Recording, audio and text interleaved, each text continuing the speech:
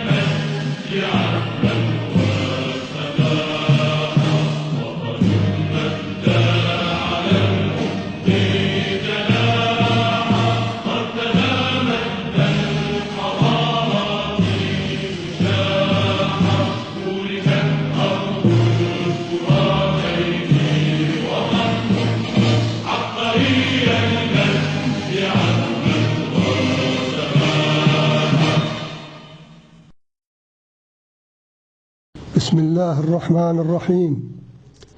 يا أبناء أمتنا العربية المجيدة، أيها المناضلون والمجاهدون في صفوف البعث المجيد في وطننا العربي الكبير، أيها الإخوة والأصدقاء والرفاق في أحزاب ومنظمات وتيارات الأمة الوطنية والقومية والإسلامية التحررية، تطل علينا اليوم مناسبة مجيدة عزيزة على قلوب الملايين من أبناء شعبنا وأمتنا العربية، وهي الذكرى 69 لتأسيس حزب البعث العربي الاشتراكي، ذكرى انطلاق المارد العربي القوي الأصيل الأمين على رسالة الأمة، الوفي لعقيدتها ومبادئها وأهدافها وقيمها ومثلها. حزب البعث العربي الاشتراكي حزب الأمة ورسالتها الخالدة. يا جماهير أمتنا المناضلة، في 7 من نيسان عام 1947 انطلق البعث يرفع راية القومية العربية المؤمنة، يناضل من أجل تحقيق أهدافها في الوحدة والحرية والاشتراكية. لقد قدم هذا الحزب العظيم على مذبح وحدة الأمة وتحررها وحريتها وتقدمها مئات الآلاف من الشهداء، فعبد طريق النضال والكفاح لنهوض الأمة واستعادة دورها التاريخي الحضاري الإنساني بدماء وأرواح رجاله ومناضليه. وهو يمضي اليوم برجال صدقوا ما عاهدوا الله عليه، فمنهم من قضى نحبه ومنهم من ينتظر وما بدلوا تبديلا، برجال مناضلين ومقاتلين ومجاهدين إيمانهم بقضيتهم كإيمان الرعيل الأول من مؤسسيه ورجاله الأفذاذ، بل إيمانهم وعزمهم وحزمهم ووعيهم وصدقهم وإخلاصهم كإيمان وصدق وإخلاص رجال الرعيل الأول لحزب الرسالة الخالدة. أولئك الرجال الأفذاذ الأبطال الذين فتحوا مشارق الأرض ومغاربها وملأوها أمنا وأمانا وسلاما وعدلا وحرية وتقدما وحضارة. أيها المناضلون القوميون الوحدويون الأحرار في وطننا العربي الكبير وفي بلاد المهجر، يا جماهير شعبنا العراقي العظيم، إن بعث العروبة ورسالتها الخالدة كان وسيبقى مصنعا للرجال الأفذاذ التاريخيون الرساليون، وسيبقى ملهما لأجيال الأمة ومفجرا لمخزون طاقاتها وإبداعاتها. أيها المناضلون البعثيون في وطننا العربي الكبير وفي بلاد المهجر، لقد قاتل حزبكم قوى الغزو الإمبريالي الاستعماري الفارسي الصفوي في العراق برجال قل مثيلهم وعز وجودهم اليوم، رجال صبر في الحرب صدق في اللقاء، لا تأخذهم في حقهم المشروع وحق شعبهم لومة لائم، كما وصفهم القائد المؤسس الرفيق أحمد ميشيل عفلق رحمة الله عليه. فحياتهم كما يقول تمثل خطا مستقيما لا فرق بين ظاهرها وباطنها ولا تناقض بين يومها وأمسها، فلا يقال عن أحدهم نعم سارق، ولكنه يخدم وطنه وأمته، ولا يقودون في الصباح مظاهرة ويأكلون في المساء على مائدة الظالمين. الصلابة في الرأي صفة من أجل صفاتهم، فلا يقبلون في عقيدتهم هوادة ولا يعرفون المسايرة، فإذا رأوا الحق في جهة عادوا من أجله كل الجهات الأخرى، وبدلا من أن يسعون لإرضاء الناس أغضبوا كل من يعتقدون بخطئه وفساده. إنهم قساة على أنفسهم قساة على غيرهم، إذا اكتشفوا في فكرهم خطأ رجعوا عنه غير هيابين ولا خجلين، لأن غايتهم الحقيقة لا أنفسهم. وإذا تبين لهم الحق في مكان أنكره من أجله الابن أباه وهجر الصديق صديقه. هذه هي حقيقة رجال البعث، قدموا لعقيدتهم ولرسالتهم ولمبادئهم ولمواصلة مسيرة حزبهم في ثورته ضد الغزو والاحتلال لقطرهم العراقي المجيد ولأقطار الأمة الأخرى المحتلة والمهددة بالاحتلال. قدموا أكثر من 160,000 شهيد بطل وسعيد، وعلى رأسهم قائد الحزب و14 رفيقا من أعضاء القيادة، وهم اليوم يمثلون الرقم الصعب في معادلة الصراع بين شعبنا العراقي العظيم والغزاة وعملائهم وأذنابهم. فلا غرابة أن ينفرد البعث عن قوى الأمة وأحزابها ومنظماتها وتياراتها بخصوبة العطاء وثرائه وبقوة الأداء وسعته وشموله. قدم هذه التضحيات السخية في معركة واحدة في قطر واحد من أقطار الأمة، وهي معركة التصدي للغزو الإمبريالي الصهيوني الفارسي للعراق. أيها المناضلون المجاهدون يا أحرار العروبة، هذه هي حقيقة حزب الرسالة، حزب البعث العربي الاشتراكي، وهكذا هي حقيقة كل الحركات الثورية التاريخية الرسالية، وهكذا هو دورها في مسيرة الحياة. تتخذ من الإنسان غاية عزيزة وكريمة ونبيلة، فتخصه بالعناية المركزة والرعاية الدقيقة، وتخصه بالتربية الشاملة والعميقة، ثم التدريب والإعداد، حتى ترفع مستواه إلى ما يؤهله لحمل رسالة الأمة في مسيرة ثورتها على واقعها المر المتخلف الفاسد، وفي نهوضها وتقدمها وتحقيق أهدافها في التوحد والتحرر والتقدم.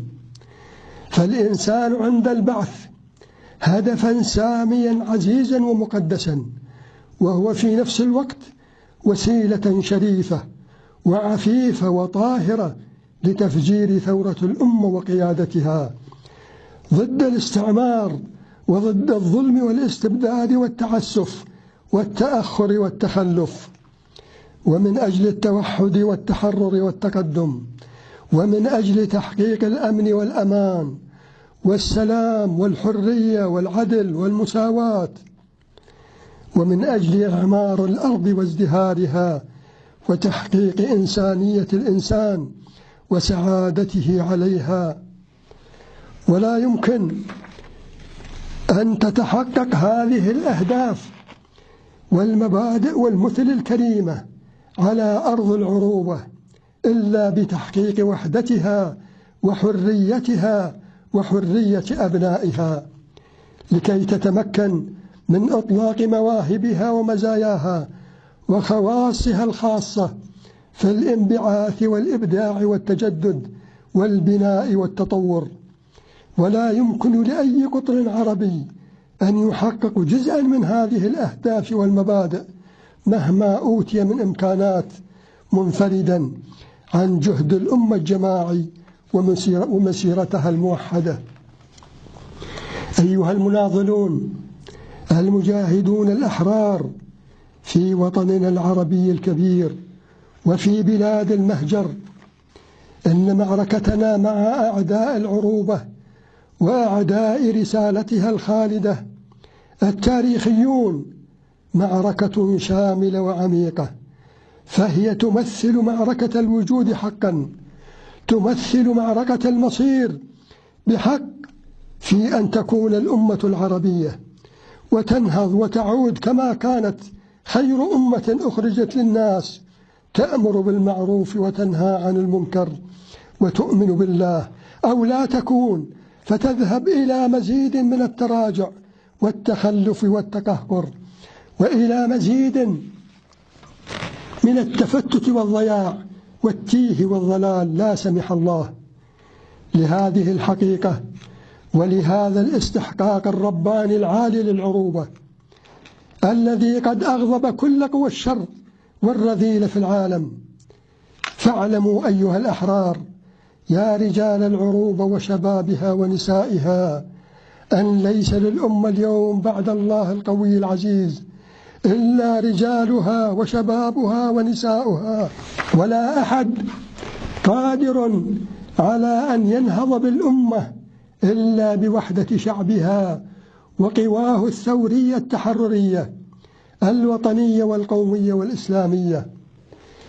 فإني أدعو في هذه المناسبة التاريخية الكريمة رجال الأمة وشبابها ونسائها إلى وحدة نضالية كفاحية تحررية شاملة تمتد من موريتانيا على شواطئ الأطلسي إلى البحرين على شواطئ الخليج العربي، تتحطم على صخرتها كل المشاريع الاستعمارية البغيضة الهادفة إلى تكبيرها وتحطيم إرادتها واستنزاف طاقاتها وتجزئتها ونهب خيراتها. ولدينا في العراق وفي شعب العراق وفي قواه المجاهدة النموذج والمثل. لقد ثبت هذا الشعب العظيم عبر وحدة ثواره وأحراره أمام الغزو الأممي لبلده، وأثبت وجوده الفاعل في كل ميادين المنازلة مع الغزاة البغاة، وخاصة في الميادين السياسية والعسكرية، وعلى امتداد 13 عام من الصراع المر. وكان ولا يزال ذلك التوحد لشعبنا الثائر متجسدا في جبهته الوطنية والقومية والإسلامية، وفي المجلس السياسي العام لثورته المسلحة، وما يجري من تنسيق بينهما وبين قوى المقاومة والمعارضة الأخرى.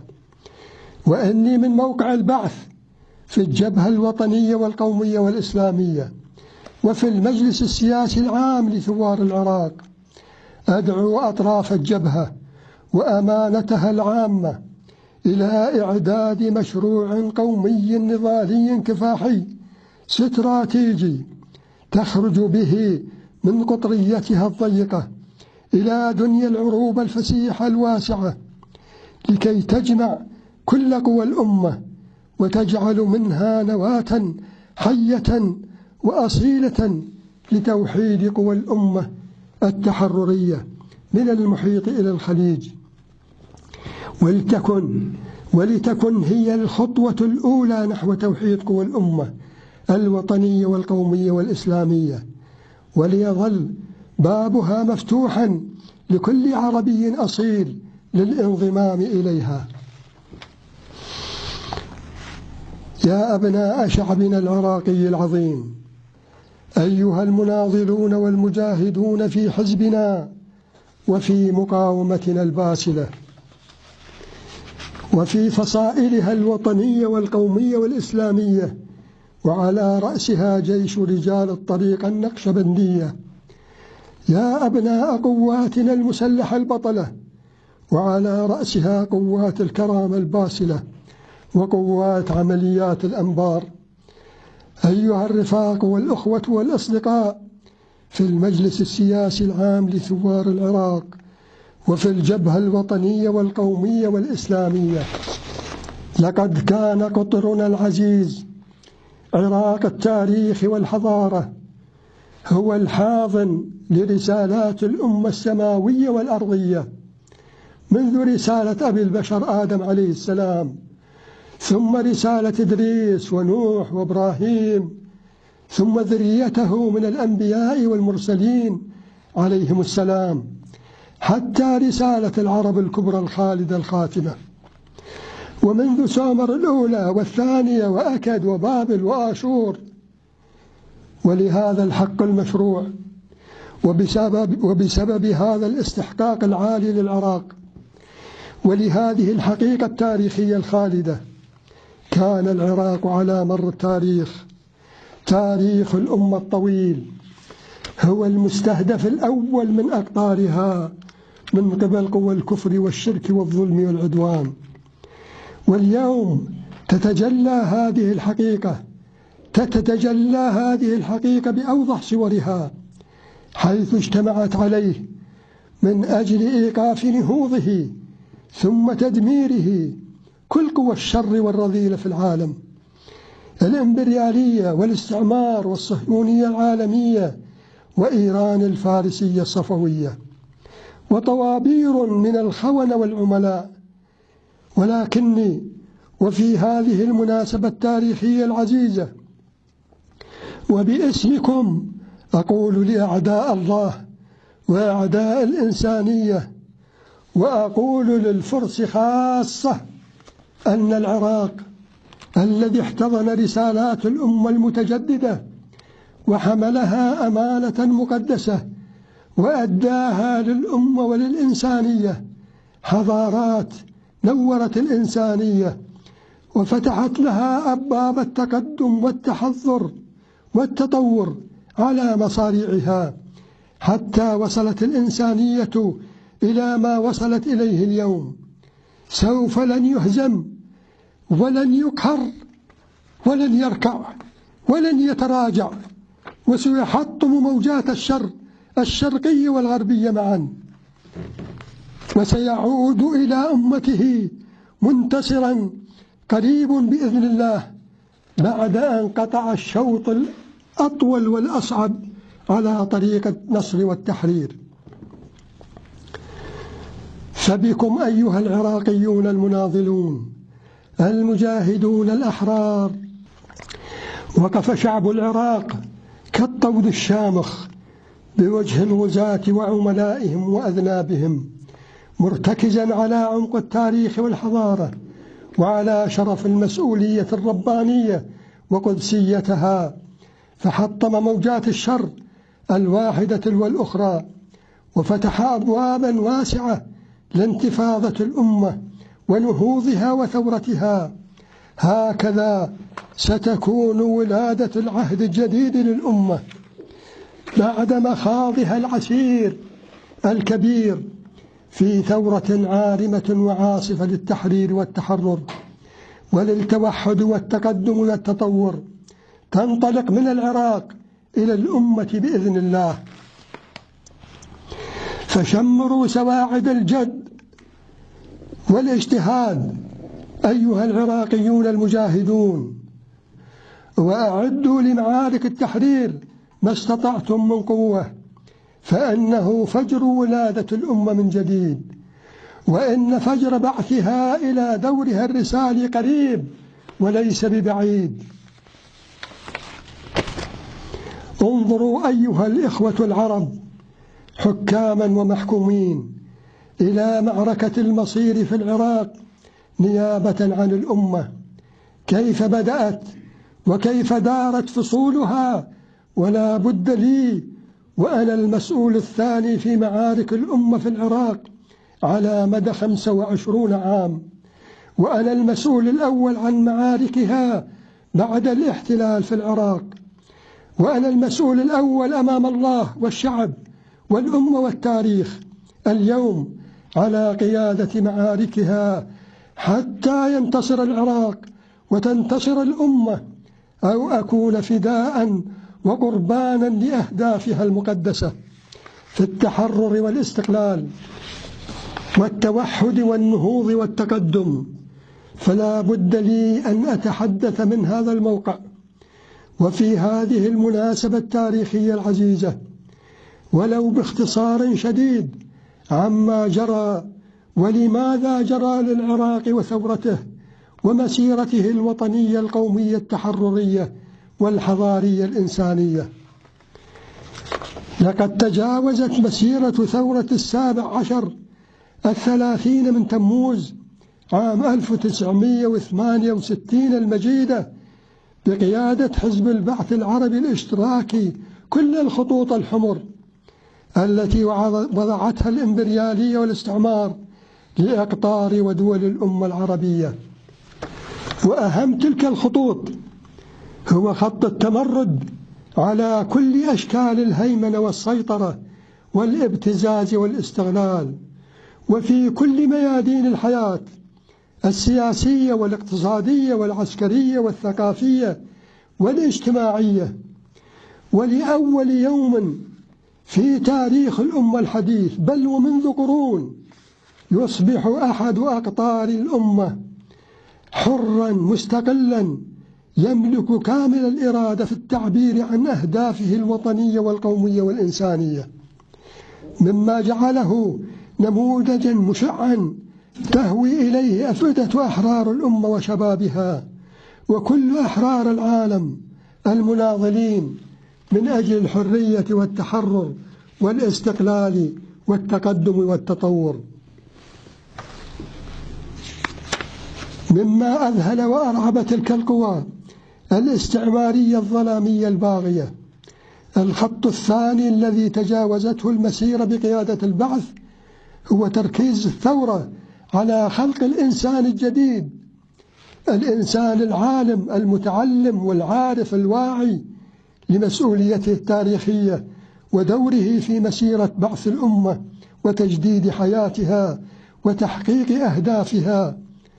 وعلى هذا الأساس أيها المناضلون، على هذا الأساس بني الجيش العراقي الوطني القومي المهني العقائدي العظيم الذي أرعب تلك القوى وأقلقها على مدى 35 عام وعلى هذا الأساس أنشأنا جيش العلماء والخبراء والباحثين والمبدعين، وفي كل ميادين الحياة، في الصناعة والزراعة والتجارة والبناء والاقتصاد والتربية والإعداد. والخط الثالث الذي تجاوزه البعث في العراق هو الخط الذي تراجعت جميع الدول العربية والإسلامية دونه، وهو الالتزام الصارم بالقضية الفلسطينية بكل عمقها وشمولها وبكل أبعادها، باعتبارها قضية الأمة المركزية قولا وفعلا. وأقول يكفي الإمبريالية والاستعمار وكل أعداء الأمة تجاوز خط واحد من هذه الخطوط لشن حرب عالمية على العراق وثورته ومسيرته. هذه هي أهم الأسباب الحقيقية الرئيسية لغزو العراق، وقد اختلقوا لغزوهم الذرائع الواهية بحملة تضليلية معيبة ومخزية لهم ولشعوبهم ولتاريخهم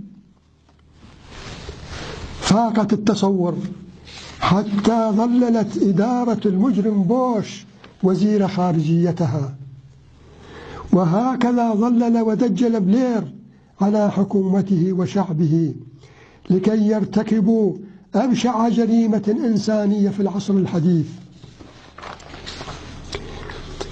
أيها المناضلون، أيها المجاهدون، يا أبناء شعبنا العراقي العظيم، يا أبناء أمتنا العربية المجيدة، كيف تعامل الغزاة مع العراق بعد غزوه، وكيف عبروا عن حقدهم وعن أهدافهم الشريرة.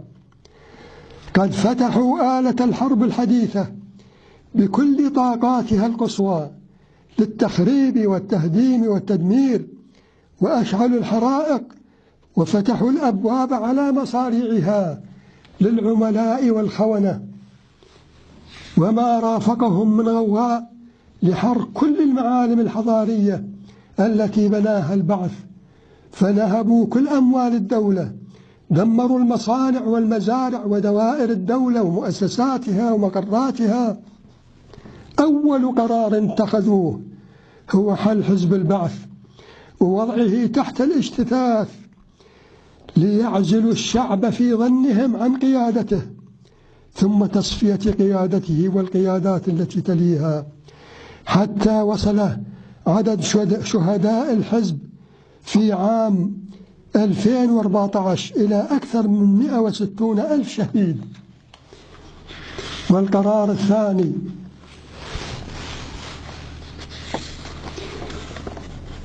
هو حل الجيش الوطني وتصفية قادته وضباطه، وخاصة الذين أبدعوا في قادسية العرب الثانية لصد الغزو الفارسي للعراق في بداية ثمانينات القرن الماضي.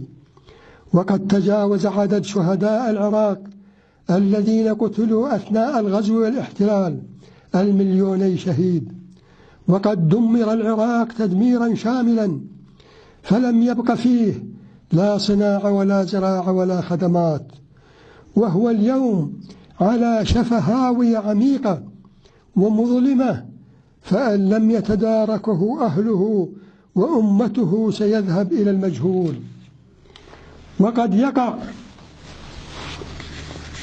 في حضن إيران الفارسية فتبتلعه إلى الأبد لا سمح الله.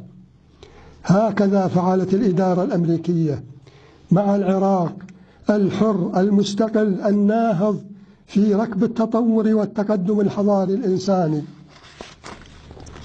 ثم بعد كل هذا التدمير والتخريب والقتل والتشريد، سلمته إيران العدو التاريخي الأول لشعب العراق، فأججت فيه الطائفية الصفوية البغيضة، فأشاعت فيه القتل والذبح والسجن والاعتقال والتهجير والتشريد على الهوية، وأوغلت بقوة في جريمة التغيير الديموغرافي وخاصة في بغداد العاصمة، فهجرت من أهلها الأصليين أكثر من 2.5 مليون مواطن إلى داخل العراق وخارجه، وأدخلت في بغداد أكثر من 3 ملايين من الإيرانيين المجنسين وغير المجنسين، ثم أعطت الجنسية العراقية لغير المتجنسين. هدمت المدن والقرى وحرقت البساتين وجرفت الأراضي الزراعية، ولم يترك لأهلها أي بارقة من الأمل للعودة إليها. وكذلك في محيط بغداد. وكل هذه الأمور تجري علني ورسمي وبحماية ورعاية الحكومة الصفوية، بل بتوجيه منها، بل بتسابق، بل يتسابق أطرافها حد الاقتتال فيما بينهم لإرضاء إيران وتنفيذ أوامرها. أيها المناضلون المجاهدون الأحرار في العراق وفي الوطن العربي الكبير وفي العالم، إن الذي أريد أن أؤكده اليوم لكم ولكل دول وشعوب العالم، وخاصة لشعوب أمريكا وبريطانيا ومن تحالف مع دولتيهما في غزو العراق، إن ما حصل للعراق وما يحصل اليوم هو إبادة جماعية لشعبه من خلال القتل والتهجير والتشريد والخطف والتغييب والسجون والمعتقلات السرية، ومن خلال تدمير البنى التحتية والفوقية للمجتمع لكي يسهل على الفرس تنفيذ مشروع خمأنة وتفريس من يبقى من العراقيين، ولكي يسهل ابتلاع العراق أرضا وشعبا وتاريخا وحضارة. هذا ما تقوم به اليوم إيران، احتلال رسمي مباشر للعراق، ولا يوجد شيء مخفي، وكله يجري أمام أنظار العالم وتحت أنظار الإدارة الأمريكية ومسمعها، وأمام صمت دولي وعربي غريب ورهيب. ولم تتحرك أمريكا المسؤول الأول عن جرائم إيران وعملائها لإيقاف هذه الجريمة الإنسانية البشعة التي يندى لها جبين الشعب الأمريكي الحضاري الإنساني، ويندى لها جبين الشعب البريطاني الحضاري الإنساني، ويندى لها جبين الإنسانية المغيبة المعذبة والمفترى عليها، ويندى لها جبين الديمقراطية المزيفة التي غزوا العراق واحتلوه ودمروه باسمها وتحت عنوانها. وأقول باسم البعث الثائر المقاتل، وباسم المقاومة الباسلة، وباسم جيش القادسيتين المجيدتين، وباسم الشعب العراقي العظيم، أننا نعتبر كل ما يجري اليوم في العراق من قبل إيران وعملائها وميليشياتها وأجهزتها الأمنية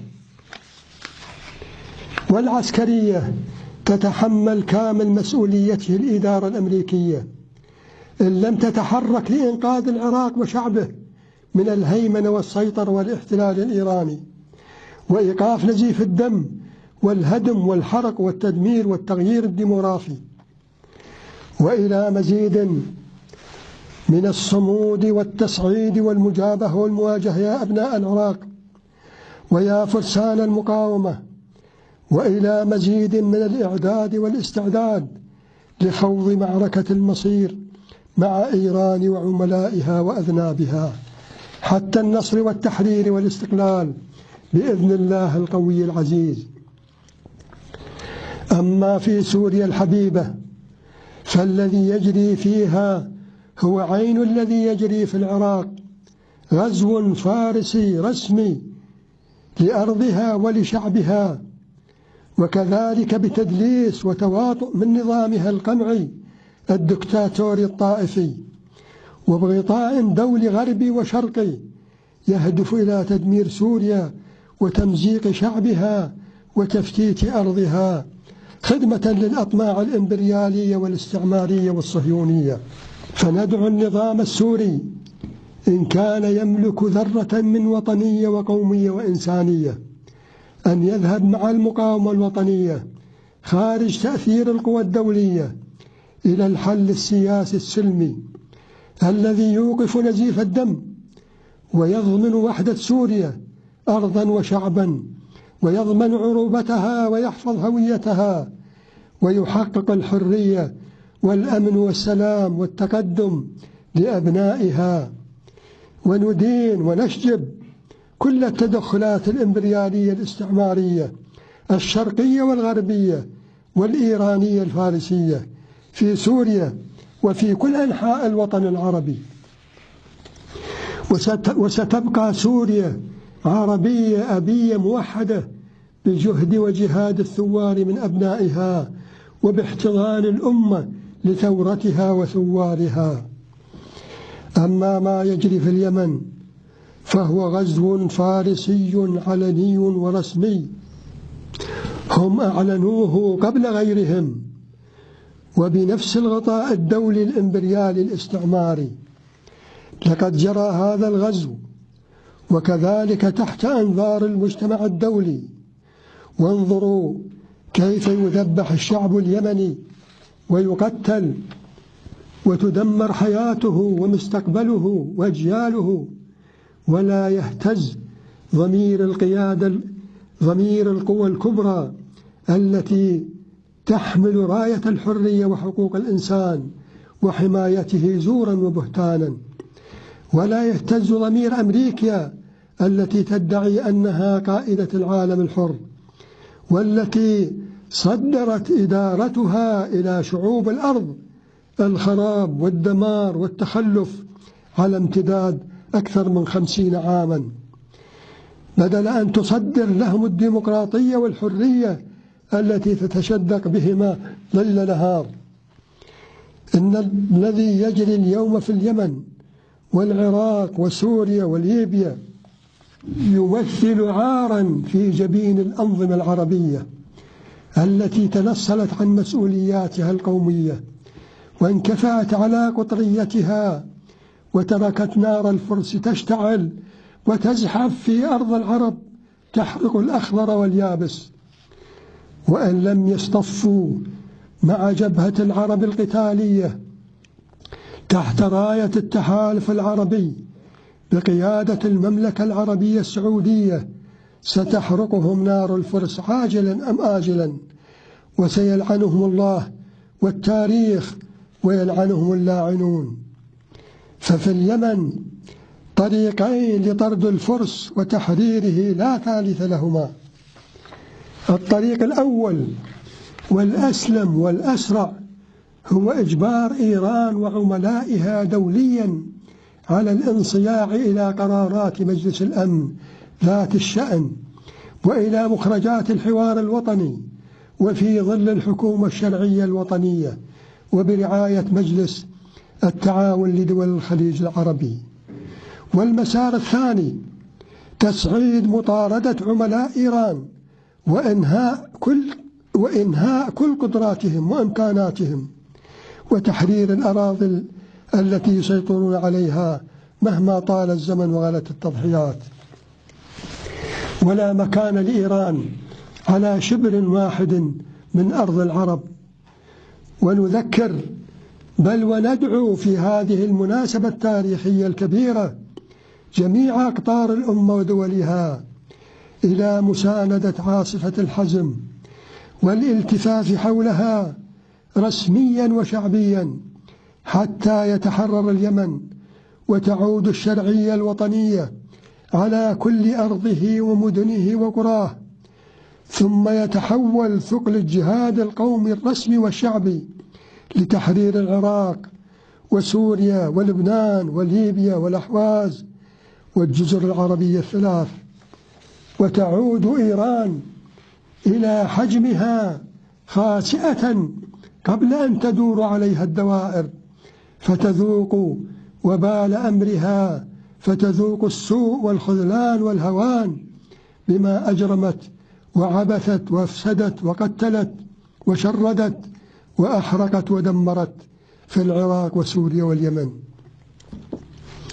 أما ما يجري في ليبيا فهو نتاج طبيعي ومؤكد للغزو الأطلسي لها، الذي حذرنا في وقته المعارضة الليبية من اللعب في النار في اتكائهم على قوى الاستعمار لتغيير نظام بلدهم، كما فعل عملاء الاستعمار في العراق.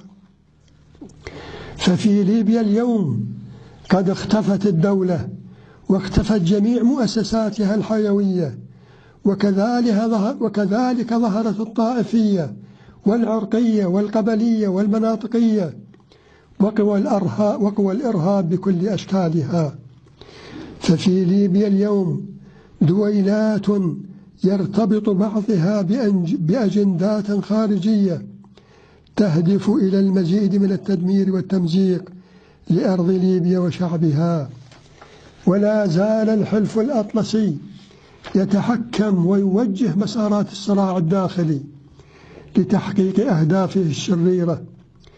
وإن لم يتوحد الشعب الليبي، وإن لم يحصل على دعم أشقائه العرب كما حصل لليمن ولسوريا وخاصة من دول المغرب العربي، ستزداد الحرائق في ليبيا وستزحف إلى تونس والجزائر فتحرقهم، وسيندم الحكام في تونس والجزائر يوم لا ينفع الندم لا سمح الله. وأما ما حصل في مصر ويحصل اليوم فعلينا أن نقف عنده طويلا، وذلك لخواص تختص بها مصر من بين دول الأمة وأنظمتها. والميزات التي تختص بها هي لحجمها ومستوى التطور الحضاري لشعبها الذي تجاوز 90 مليون من فضل الله، ثم لموقعها الجغرافي الاستراتيجي في وطن العرب الكبير في الوطن العربي الكبير. فهي تقع في قلب الأمة، وهي الجسر القوي الأمين الرابط بين مشرق الأمة ومغربها، وهي الجسر الرابط بين أقطار الأمة الأسيوية وأقطارها الإفريقية، وهي الدولة الأولى والأهم من دول المواجهة مع إسرائيل.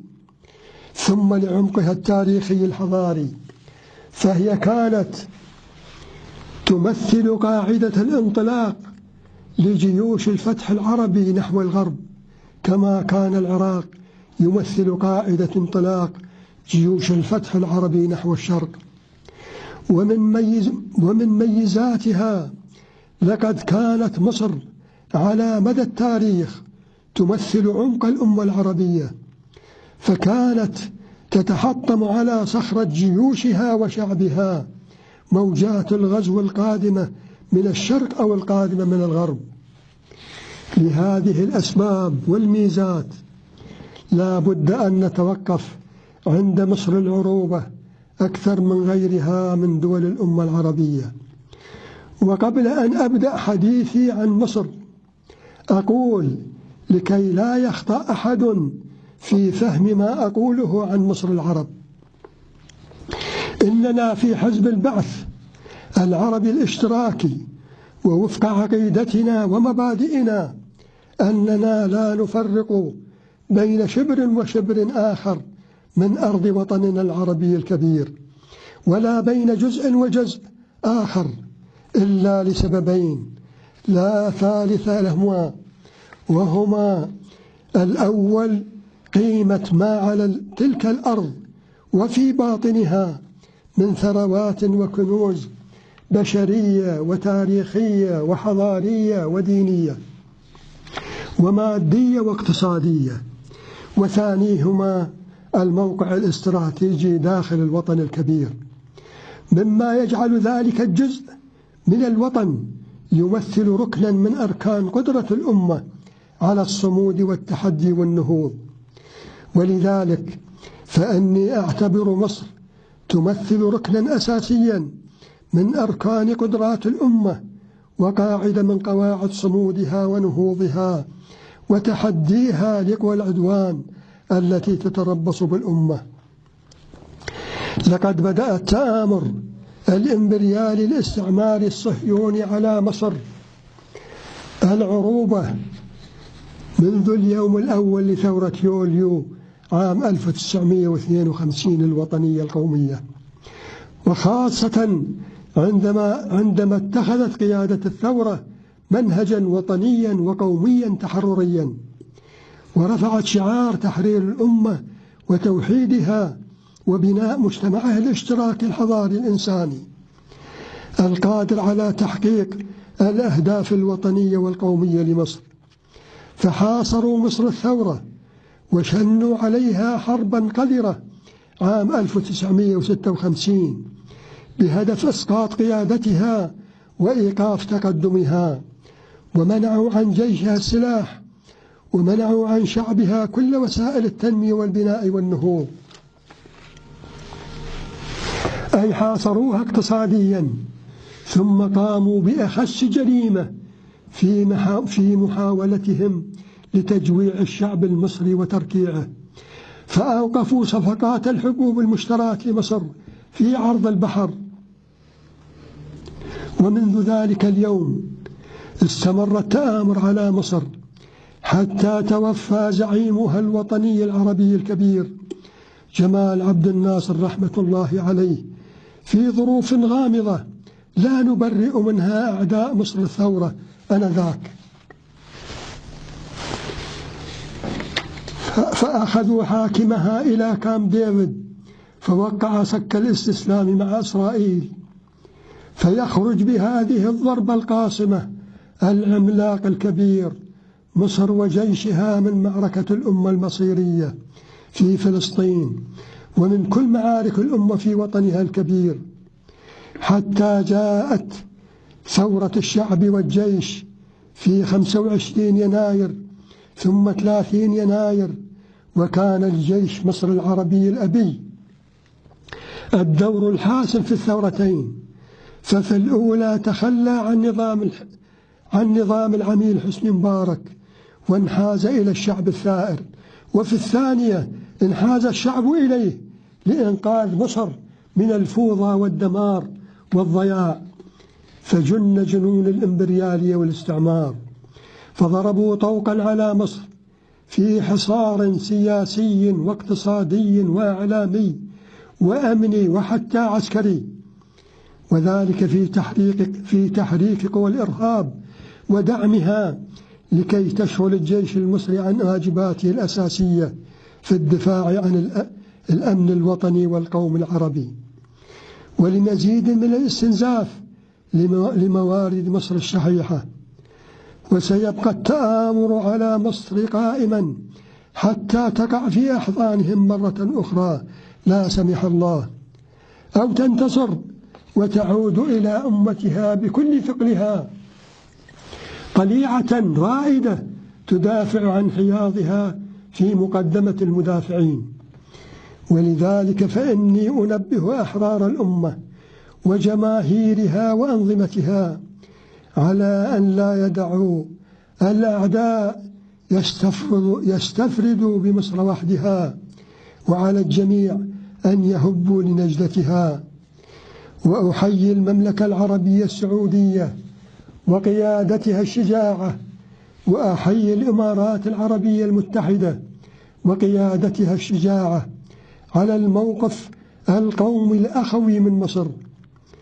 أما فلسطين الحبيبة فنحن مع شعب فلسطين ومع قيادته الوطنية المناضلة، وأملنا كبير في حكمة القيادة الفلسطينية الوطنية وحكمة رئيسها الأخ المناضل الكبير أبو مازن أن ينهوا الانقسام الفلسطيني، وينهوا أخطر ثغرة ينفذ منها العدو المتربص بهم ليل نهار وحتى النصر والتحرير. وأحيي كل من مد يدا بيضاء لمصر وثورتها ولفلسطين وثورتها، وللعراق وثورته، ولسوريا وثورتها، وللأحواز وثورته. تحية إكبار وإجلال لمؤسس الحزب الرفيق أحمد ميشيل عفلق ورفاقه الأوائل رحمة الله عليهم. تحية خاصة إلى شهداء الحزب وشهداء العراق والأمة، وفي طليعتهم القائد الرفيق صدام حسين رحمة الله عليهم أجمعين. تحية خاصة إلى كل الرابضين في سجون ومعتقلات الحكومة الصفوية، وعلى رأسهم الرفاق أعضاء القيادة. تحية وتقدير لفرسان المنازلة الكبرى مع الغزاة البغاة، فصائل وجيوش القيادة العليا للجهاد والتحرير، وعلى رأسهم جيش رجال الطريقة النقشبندية. تحية وتقدير إلى مقاتلي القوات المسلحة، وعلى رأسهم مقاتلي قوات الكرامة وقيادة عمليات الأنبار. تحية إلى كل فصائل الجهاد الوطنية والقومية والإسلامية، وإلى مزيد من البذل والعطاء في مسيرة العزة والكرامة، مسيرة التحرير والاستقلال. والسلام عليكم ورحمة الله وبركاته.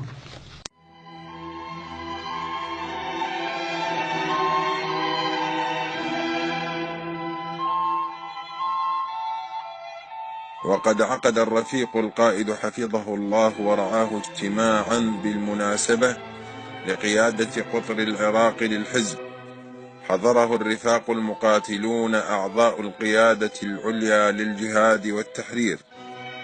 استمر 3 ساعات، تحدث فيه الرفيق القائد بمناسبة مولد الحزب عن المسيرة النضالية والكفاحية والجهادية للحزب، وما حققته من إنجازات وانتصارات تاريخية، وما واجهه من مصاعب ومحن، وما رافق مسيرته من أخطاء وهفوات على امتداد 69 عاما.